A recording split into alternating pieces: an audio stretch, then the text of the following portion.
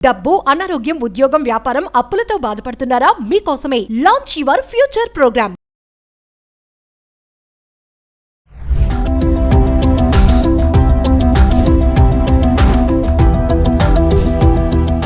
నమస్తే, welcome back to Suman T. ప్రస్తుతం మనతో పాటు ఉన్నారు పబ్లిక్ స్పీకర్ రజనీరామ గారు.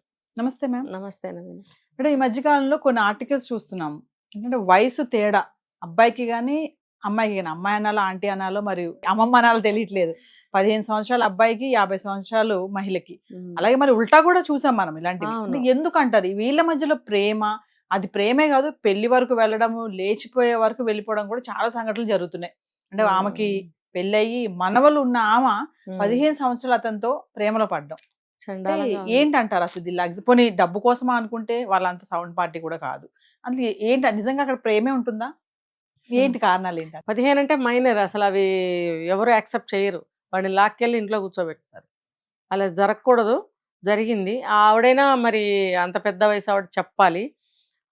ఎక్కడ జరుగుతుందంటే నేను అనుకోవడము, ఊహించి మనం చెప్పకూడదు, యాజ్ ఇట్ ఈస్గా చెప్పాలి. కానీ మన రీజనింగ్స్ అక్కడ లేవు కాబట్టి కొంచెం జస్ట్ గెస్ చేసి చెప్తాను నేను. వీళ్ళకి ఎవరున్నారో ఎవరు ఉండరో మనకు తెలియదు. ఇంత పెద్ద వయసు వచ్చిన స్త్రీలు ఒంటరిగా ఉన్నప్పుడు వాళ్ళకి అన్ని చూసి చేసి పెట్టడానికి ఒక తోడు కావాలి.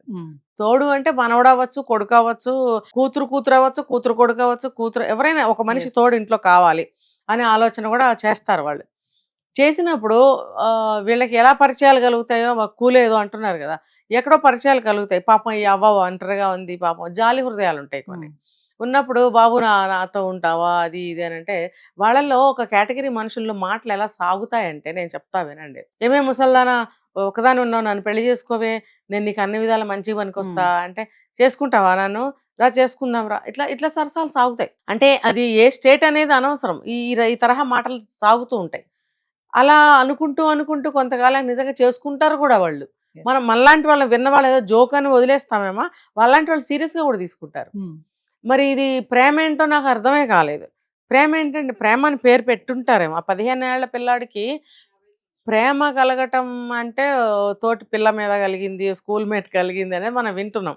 మరి ఇంత పెద్ద ఆమె మీద ప్రేమ ఎందుకు కలుగుతుంది? అమ్మమ్మ అని పిలవాలి కదా. పెద్దవాళ్ళని చూస్తే ఆంటీ అనో అమ్మమ్మ అనో అదో పిలుస్తారు. మరి ఈ అబ్బాయి ప్రేమ కలిగిందని చెప్పడం ఏంటి? మరి నేనైతే ఇలా అనుకుంటున్నాను. ఆ ముసలావిడ ఇలా నాకు తోడుగా ఉండు, మన ఇద్దరం కలిసి ఉందాము. ఆ అబ్బాయికి కూడా ఎవరు లేరేమో, మన ఇద్దరం కలిసి ఉందాము అంటే మరి ఏం మాటలు జరిగినాయి? వాళ్ళకి పెళ్లి చేసుకున్నారు. పెళ్లి చేసుకోవటం అనేది దారుణం. అంతగా నీకు తోడు కావాలంటే పిల్లాన్ని నీ దగ్గర పెట్టుకో. ఒక 5-6 ఏళ్ల తర్వాత, ఏదో ఒక 20 ఏళ్ళు వచ్చిన తర్వాత పెళ్లి చేయి. వాళ్ళిద్దరు నీతో తోడుగా ఉంటారు, కొడుకు కోడల్లాగా. అమ్మ పిల్లలు మనవలు అందరూ వచ్చి పెద్ద ఫైటింగ్ చేస్తే కూడా ఆమె అబ్బాయి మరి అందరూ ఉన్నారు కదా, వదిలిపెట్టలేనని వెళ్ళిపోయారు వాళ్ళిద్దరు. అంటే అంత ఆ వయసులో అన్న ప్రేమే నిజం. మీరు అన్నట్టుగా సరదాగా అన్న మాటలే సీరియస్ అవుతాయి అంటున్నారు కదా.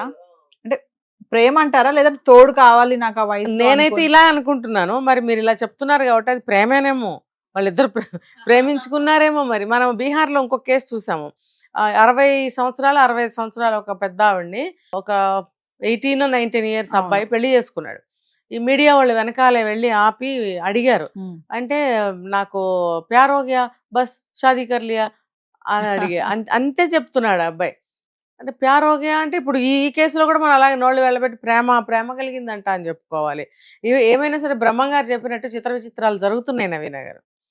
ఏది జరిగినా మనం ఇక మీద ఆశ్చర్యపోవక్కర్లేదు. అంటే ప్రేమకి ఒక వయసు ఉంటుంది, ఈ వయసుకే ప్రేమ పుడుతుంది అని అంటారు. దానికి లేదు, ఏ వయసులో అయినా ప్రేమ పుట్టొచ్చు. అంటే ఆ చిన్న వయసుకి ఆ అబ్బాయికి చదువులేని ముసలమ్మ కాదు, చదువులేని ఆవిడ అయి ఉండొచ్చు. ఆవిడ మనసుకి అది మాకు ప్రేమ అని అనుకుని మన ఇద్దరం పెళ్లి చేసుకుంటే ఎవరు విడదీయలేరు, మన ఇద్దరం కలిసి ఉండొచ్చు, నా తోడు నీకు, నీ తోడు నాకు అన్నట్టుగా ఉందామా, అలా అవగాహన చేసుకుని అదే ప్రేమ అనుకుని అలా ఉందామని అనుకున్నారా? ఏమో మనం చెప్పలేకపోతున్నాం. దీనికి ఫర్దర్గా మనకి న్యూస్ వస్తే మనం మాట్లాడచ్చు. కానీ ఏమైనా ఇది సమాజం చెడిపోవడానికి ఇలాంటివన్నీ రోజు ఎన్నో జరుగుతున్నాయి. ఇప్పుడు వాళ్ళు ఎక్కడో మారుమూల పల్లెటూరులో చదువులేని వాళ్ళు ఈ ఆలోచనలు, ఈ పనులు చేస్తే మరి బయటకి తీసుకొస్తున్నారు ఇలాంటి న్యూస్. ఇంకా సమాజాన్ని చెడిపోమని మీడియా వాళ్ళు ఇలాంటివి ఏమైనా ఉంటే, ఈ న్యూస్ ఇవేనా?